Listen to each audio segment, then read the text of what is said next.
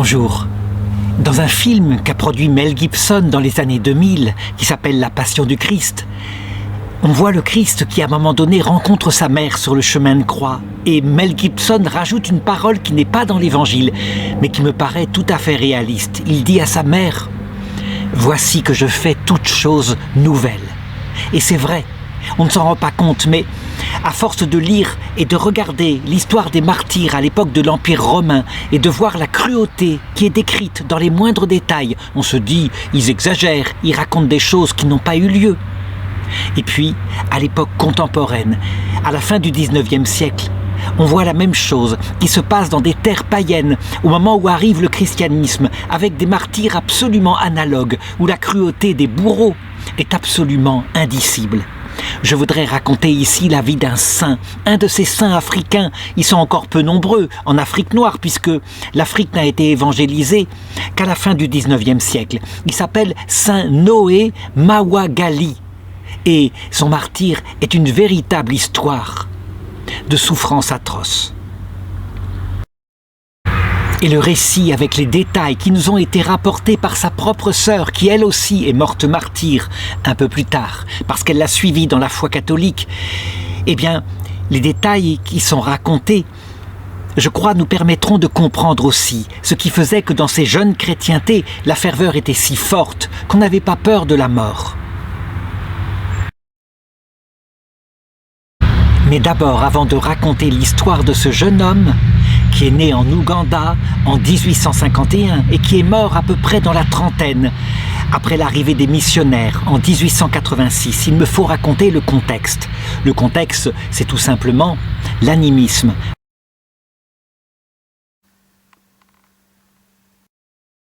L'Ouganda est un pays d'Afrique subsaharienne, l'Afrique noire comme on l'appelle, un continent qui était totalement inexploré au XIXe siècle, qui a commencé à être découvert et colonisé en particulier par les nations occidentales. L'Ouganda, c'est un pays qui va peu à peu être colonisé par la France et des missionnaires vont être envoyés. Pourtant, ce pays n'est pas tout à fait inconnu. Des explorateurs arabes en particulier sont déjà arrivés. Il faut dire qu'avec les Arabes, il y a une histoire déjà très ancienne. Les Arabes ont pratiqué très longtemps le commerce d'esclaves en Afrique noire. Les sorciers qui tenaient leur peuple par la terreur en menaçant d'envoyer des sorts. Les sorciers pour se procurer des richesses dans une religion qui à l'époque était polythéiste et animiste, puisque l'islam venant d'Afrique du Nord avait la possibilité de prendre des esclaves dans des peuples non musulmans. Les sorciers leur livraient des parties de leur peuple. On oublie souvent que le premier traître esclavagiste vient de l'Afrique du Nord. Les hommes étaient souvent castrés, les femmes particulièrement servaient de gibier sexuel. Parmi les marchands arabes, certains étaient un peu plus moraux et parlaient de leur religion, ce qui fait que l'islam avait commencé à pénétrer ce pays. Il y avait la polygamie qui était pratiquée, mais c'est ainsi. Dans les mœurs polythéistes, il y a très souvent des mœurs extraordinairement dépravées. Je veux dire par là que les rois et même, je dirais, le peuple, il était pratiqué couramment non seulement la polygamie, mais la pédophilie. Et le roi en particulier, le roi qui s'appelait Mwanga, était un homme tout à fait connu pour se servir parmi les pages qui servaient au palais et pour en mettre certains dans son lit. L'évangélisation du pays avait commencé avec deux missionnaires, les pères Lourdel et le père Livinac, dès 1882, à l'époque de son père, qui s'appelait le roi Mutesa. Il avait favorisé la venue des Occidentaux, ne serait-ce qu'en admirant la technologie qu'ils avaient. La possibilité de se procurer des fusils, par exemple, ce qui était un avantage extraordinaire. Et donc, l'autorisation avait été laissée à ces hommes qui, eux, étaient pacifiques, les missionnaires, mais que très souvent les Africains ne distinguaient pas bien de ce qu'étaient les colonisateurs, ceux qui voulaient s'emparer du pays. Lorsque le roi Mutasa était mort, son fils Mwanga était arrivé au pouvoir et au début, il avait été favorable aux pères blancs. Mais il avait constaté que peu à peu, du côté des pages qui lui servaient de gibier sexuel, certains, en se convertissant, refusaient de le rejoindre dans sa couche. Et donc, ils entraient dans un comportement différent. Ce qui fait qu'à un moment donné, estimant que c'était un crime de lèse-majesté, il s'était mis très en colère contre les missionnaires et pendant 3 années, il les avait chassés. Ce roi était totalement esclave de ses sens et en particulier, il l'avait constaté, le chef des pages qui s'appelait Joseph Mkasa, eh bien, c'était celui qui leur enseignait la vertu, le comportement juste, qui leur parlait aussi par ses catéchèses de la vie éternelle. Et donc il se disait que c'était lui qui avait détourné ainsi de sa couche ce qu'il voulait, ce qu'il convoitait. Il avait donc décidé de mettre à mort en premier lieu Joseph Mkasa et de se débarrasser ainsi de la foi chrétienne. Il l'avait dit d'ailleurs, le jour où je me serai débarrassé de cet homme qui les influence, c'en sera fini de cette religion nouvelle qui vient contrecarrer ma volonté. Le 15 novembre 1885, le chef des pages avait donc été exterminé, comme on peut l'imaginer, un guet-apens qui lui avait été tendu et une lance, il l'avait achevé. Mais ce qui était curieux, c'est que l'annonce de l'évangile qu'il avait déjà faite, loin de s'arrêter, par la peur qu'il y avait eue, par la mort de cet homme, au contraire, s'était démultipliée. Les jeunes, parmi les pages, étaient restés fervents. Il faut dire que le message du Christ avait eu un impact bouleversant chez eux. Et là, il faut se demander comment expliquer que la foi catholique ait un tel impact qu'elle puisse ainsi, si puissamment quelquefois, rentrer dans les cœurs. En réalité, il y a 2 choses qu'il faut considérer. Il faut évidemment d'abord quelque chose qui déblaye le terrain. Il faut que les missionnaires soient bien vus, et les missionnaires avaient été considérés, c'est vrai. Mais lorsqu'il y avait eu des conversions, eh bien, le prédicateur africain, Joseph, avait parlé du message du Christ, avait parlé de ce Dieu créateur de l'univers entier, créateur des animaux, dont il avait révélé qui il était, son cœur en particulier. Il faut savoir que les animistes croyaient bien en un esprit suprême qui régnait au-dessus de tous les esprits, mais ils en avaient peur, puisqu'il avait créé aussi des esprits négatifs, comme des morts ou des démons qui venaient attaquer. Et donc, on ne connaissait pas du tout qui il était. Et voici que ce Dieu leur avait été révélé. C'était un bouleversement, surtout en sachant à quel point il était mort sur la croix. L'Évangile, dans sa plénitude, telle qu'elle était enseignée par les missionnaires européens de cette époque, reprise par les Africains, l'Évangile avait un impact impressionnant dans le cœur de ces hommes qui, jusqu'ici, étaient terrorisés par ces esprits mauvais de la nature et par les sorciers. Et puis, il y avait une deuxième cause, outre cet enseignement. Cette cause principale, c'était quelque chose auquel on ne pense jamais, mais qui explique que ce n'est pas simplement l'adhésion à une nouvelle idéologie. C'était la venue de l'Esprit Saint. Une présence de Dieu, quelque chose de bouleversant, quelque chose de vivant, qui venait dans leur cœur, un esprit très concret, très puissant aussi, qui quelquefois, lorsqu'il était là, eh bien faisait perdre aux sorciers tout leur pouvoir magique. C'est une chose qui a été racontée souvent par des anciens missionnaires. Quand on plantait la croix au milieu d'un village, les sorciers, aussitôt, n'arrivaient plus à lancer des sorts. Donc, c'était la puissance de l'Esprit de Dieu, c'est certain. Mais les sorciers gardaient leur pouvoir de nuisance, leur haine, leur jalousie, leur pouvoir, par exemple, de se servir d'un couteau, de poignarder. Et le nombre de missionnaires qui ont été assassinés à cause de la puissance du Christ est incommensurable. Il faut savoir que les missionnaires catholiques furent donc dépréciés à cette époque-là de par la décision du roi Mwanga, mais pas seulement eux, les missionnaires anglicans, eux aussi, parce que il faut dire que c'était des chrétiens eux aussi et qu'ils avaient le pouvoir de mettre les pages dans des mœurs honnêtes. Après la mort du premier martyr, Joseph, 105 catéchumènes reçoivent le baptême, parmi lesquels figurent 11 des martyrs qui ont été canonisés en même temps que Saint Charles Lwanga. Le premier qui sera martyrisé est un certain Denis, âgé de 14 ans, puis du jeune Honora. Et puis, à un moment donné, le 3 juin, la fête de l'Ascension, on prévoit un énorme bûcher s'est dressé à Namugongo, et là, on décide qu'on va mettre en sacrifice toute une série de pages qui sont dans la désobéissance. Noé Mawagali, quant à lui, n'est pas encore page. Il l'a été jadis, mais disons, il est devenu plus âgé. Il a dépassé la trentaine, je l'ai dit. Il est né en 1851 à Natkanzi Bukulu, dans le comté de Singo, en Ouganda. C'est un artisan extraordinairement doué. On peut le dire, ce qui caractérise Noé. Donc Mawagali, c'est comme ça qu'il s'appelle à la base. Noé, c'est son nom de baptême. C'est son intérêt, non seulement pour les arts, mais pour toutes les techniques. On peut le dire, s'il avait vécu, certainement, il aurait été à la base de la culture et de l'artisanat en Ouganda.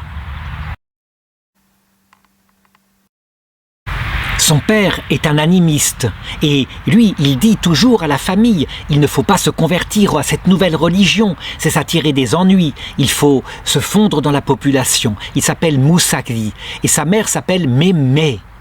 Ils ont eu 9 enfants en tout, mais 7 des 9 enfants sont morts. À l'époque, la mortalité infantile est absolument massive.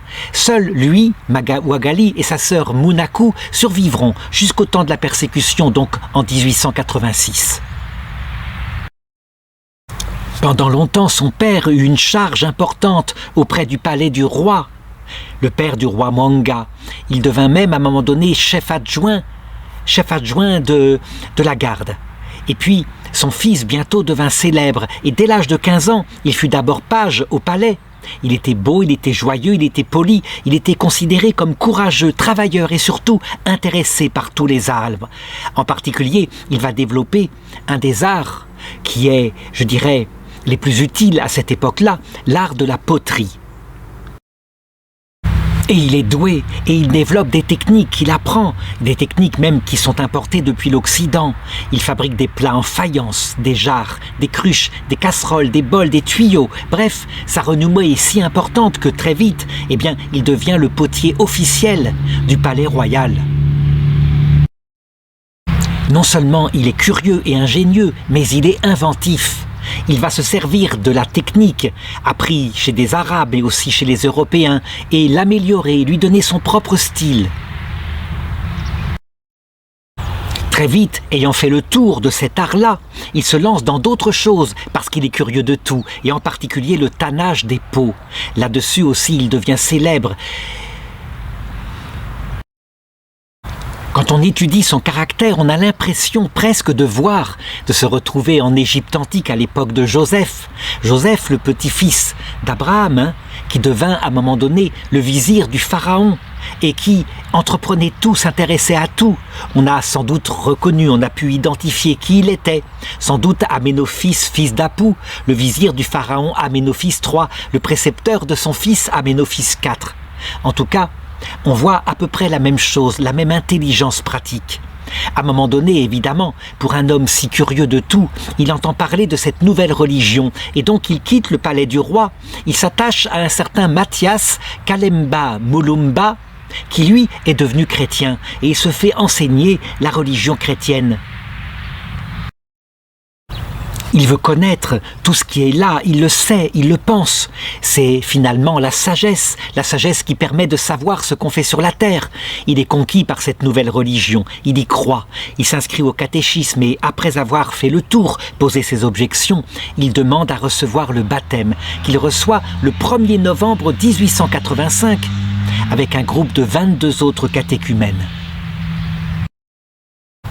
Quand il revient à la maison après son baptême, son père est stupéfait.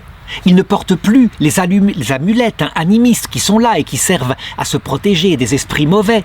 Et son père est très en colère. Il l'interroge, il apprend qu'il est devenu chrétien, que l'esprit qu'il vénère maintenant et qu'il adore comme son créateur est bien plus puissant que les esprits mauvais.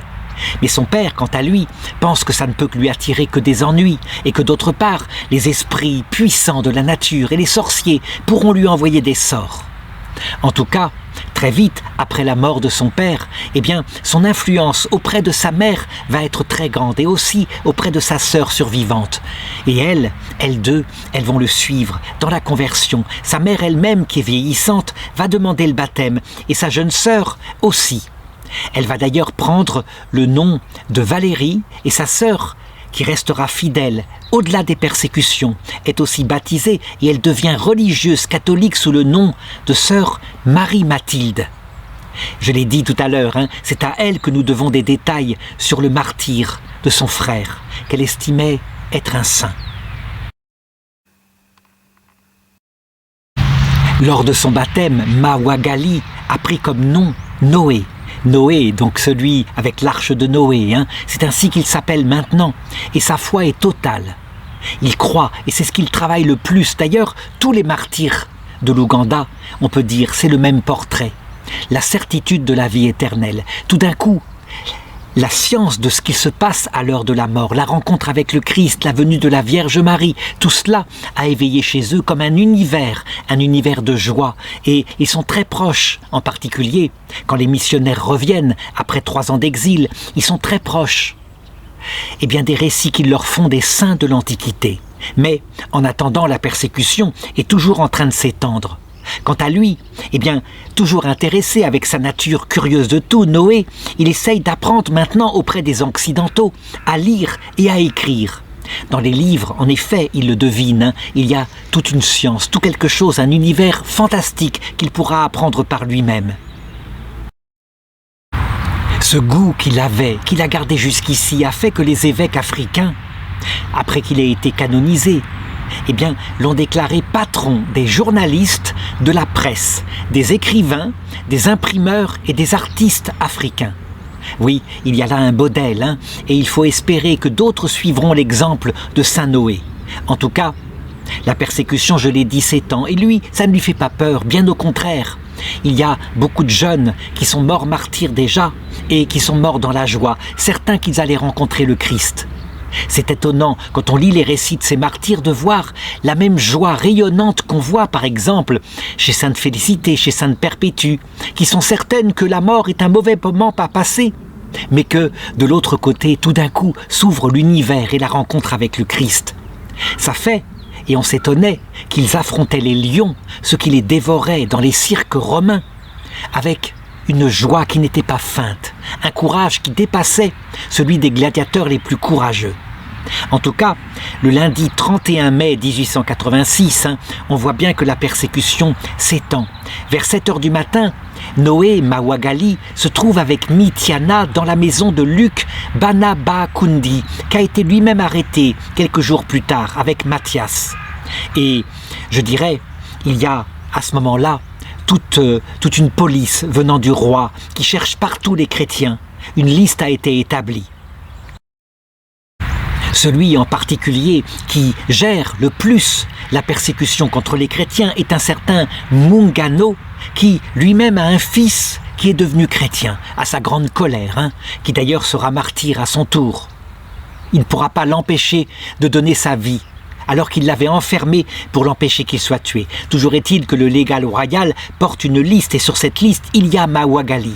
Il le cherche partout, il arrive avec des gardes, et là, tout d'un coup, il repère ce jeune homme qui a dépassé la trentaine, et il lui demande simplement « Est-ce toi, Mawagali ?» Et Mawagali, Noé, répond tout simplement « Oui, c'est moi ».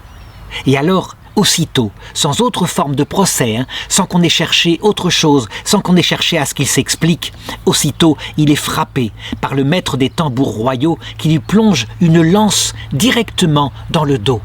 Une lance qui ne va pas le tuer, mais lui, il tombe, évidemment, il est gravement blessé. Il ne peut plus s'enfuir. Ils n'ont donc pas à le poursuivre. Et là, ils sont là, tous les assassins autour de lui. Et ils se demandent comment faire pour en faire un exemple. Eh bien, quelqu'un a une idée et il suggère de l'attacher à un arbre et d'exciter contre lui un de ces chiens errants ou plusieurs de ces chiens errants qu'on voit là, qui normalement, évidemment, ne touchent pas aux humains. Mais il y a moyen, ne serait-ce qu'à cause du sang qui coule partout par sa plaie, il y a moyen de les exciter. Les bourreaux qui sont là vont donc s'emparer de lui et commencer par l'attacher à un arbre. Et ensuite, ils appellent les chiens, et ils leur montrent, ils leur montrent, ils leur disent « Mangez, mangez, attaquez, attaquez !» Et les chiens, évidemment, n'osent pas au début. Puis, un se lance et commence à lécher le sang qui est par terre. Et du coup, ils se mettent peu à peu.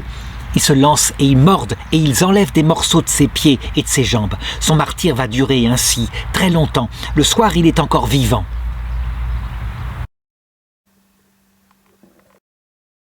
À la tombée de la nuit, son corps qui est mutilé, qui est maintenant tombé en inconscience, est détaché de l'arbre et on le jette directement à un carrefour dans un fossé. Et on incite les chrétiens à ne surtout pas venir le chercher, loin de là. Et c'est ainsi qu'il va rester toute la nuit. Pendant la nuit, évidemment, les hyènes, qui sont des animaux de proie extraordinairement dangereux, vont achever le travail, vont se précipiter vers lui, dévorer son corps.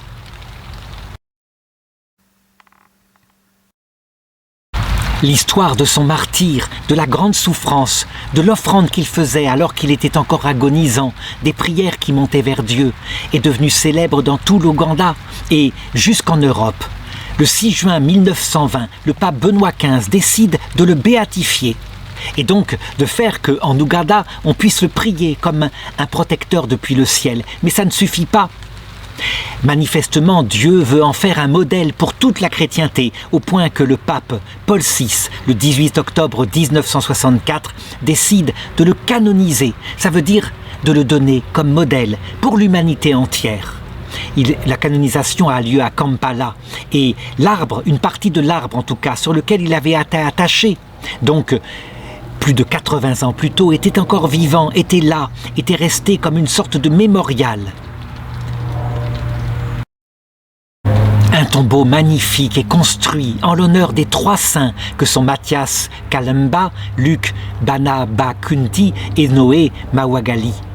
Et le pape Paul VI, dans son sermon, dira « Une nouvelle tradition spirituelle doit maintenant s'affirmer en Afrique. Ces martyrs africains marquent les débuts d'une nouvelle époque, vers une régénération religieuse et politique pour la formation morale d'un peuple nouveau. Et une Afrique où une nouvelle tradition spirituelle doit s'affirmer pour se transmettre aux hommes de l'avenir. Oui, je l'avais dit, c'est un monde nouveau que le Christ fait quand il arrive dans un pays et on l'a constaté à chaque fois. Je pourrais raconter des dizaines de cas comme cela où des peuples païens extraordinairement violents, lorsque le Christ les a conquis, sont devenus des peuples paisibles. On pense en particulier aux Vikings. On se demande comment se fait-il que les raids vikings, qui faisaient tellement de morts, se sont arrêtés vers l'an 1000. Eh bien, c'est parce qu'ils ont découvert le christianisme et que, comme le levain dans la pâte, peu à peu, le message du Christ a changé leurs mœurs. Dernier détail en ce qui concerne Saint Noé Mawagali, c'est que non seulement il est un martyr, mais il l'a été avec ses compagnons, il a été un évangélisateur. Le pape François, dans les années 2023, a institué un nouveau ministère qui s'appelle le ministère des catéchistes. Eh bien, avant qu'il ne l'institue, il existait, c'était manifeste. Je veux dire par là que même quand les prêtres n'étaient pas là, avec leur ferveur, ces jeunes gens, qui étaient quelquefois à peine baptisés, se transformaient en évangélisateurs des autres jeunes, leur annonçaient le royaume des cieux. C'est l'un des plus beaux ministères qui puissent exister, le ministère de catéchiste.